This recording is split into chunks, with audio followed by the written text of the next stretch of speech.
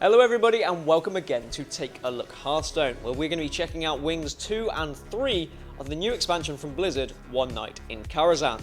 We've had just about a week to test out the new cards from the second wing, the Opera, and two of my favourites are Barnes and Onyx Bishop.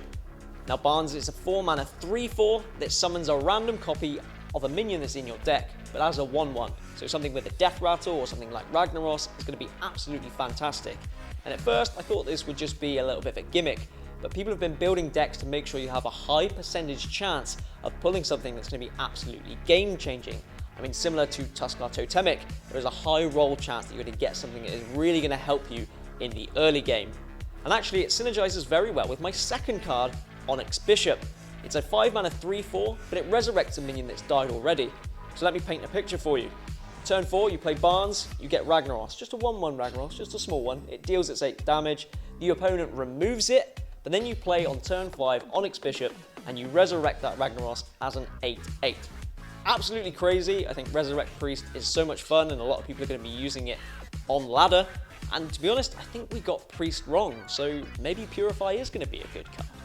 But the third wing that we get to play today is the Menagerie. My favourite 3 cards are Menagerie Warden, Fool's Bane, and Catrick.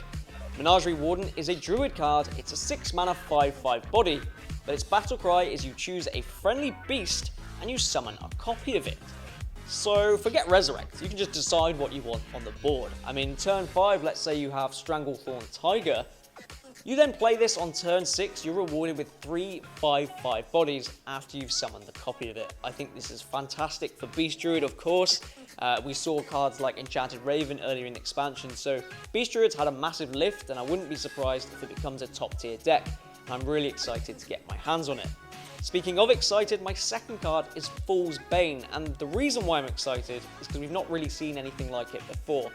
It's a warrior-specific weapon, 3 attack with 4 durability. But it's special because you can attack with it as many times as you want in one turn. Obviously, if you use the 4 durability, it's then out. You could use cards like Upgrade to make it 5 or 6 attacks.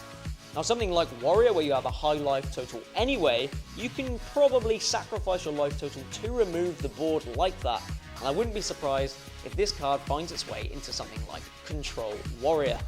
Now, the third and final card that I want to talk about today is Catrick. It's a new Hunter secret. Now, I think it's great that Hunter is getting another secret because it's harder to predict what your opponent has. It's going to be a lot more fun for Hunters to kind of experiment with this.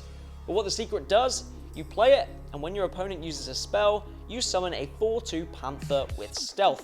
So let's say you're playing against a mage, they use Flame Strike to remove your board.